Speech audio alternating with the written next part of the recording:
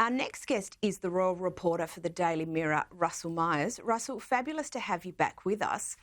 Now, going back to the days when the Queen was ailing, it's since been reported that the then Prince Charles struck a deal with Princess Kate that she stay away from the dying Queen to prevent Meghan Markle from attending to upset the monarch. That's unsurprising but extraordinary at the same time, isn't it?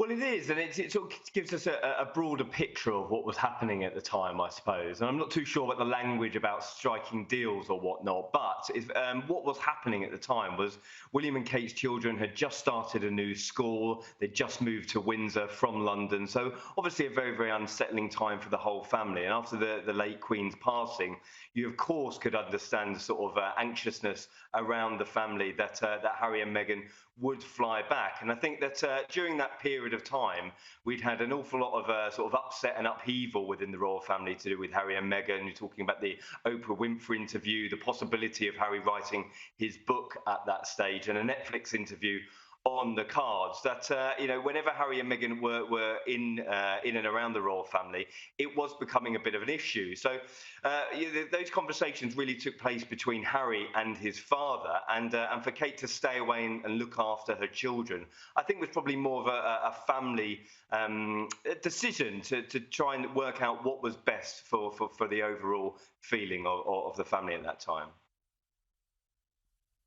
Yeah, and look, we know that the family's relationship was fractious at that time, but, you know, this was well before the release of Harry's memoir Spare.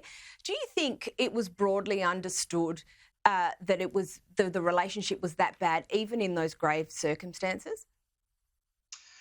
Well, definitely. I mean, you talk about the history over the last couple of years of Harry and Meghan leaving the family, and certainly those relationships were at near rock bottom at the time. I mean, Harry had not spoken to his father and his brother for many, many months, and with the Queen's ailing health, I mean, they did return for the Platinum Jubilee, but nothing was really sorted out about Harry's future. I think the family were very, very nervous about speaking to him. They were aware that his book was on the horizon, and whether anything that they would say would essentially find its way into that memoir. Now, for Harry to come back, obviously, we now know about how bad the relationships were. He only found out about his grandmother's passing, according to him, when he turned on his phone and was coming into land in Scotland. Of course, the rest of the royals had left without him, trying to be by the Queen's bedside, but obviously Harry wasn't part of that sort of family unit at the time. And I think it really paints quite a sad picture of how sort of detracted he was from the family. And now, of course, after his book, we know that those relationships were beyond strained at that time.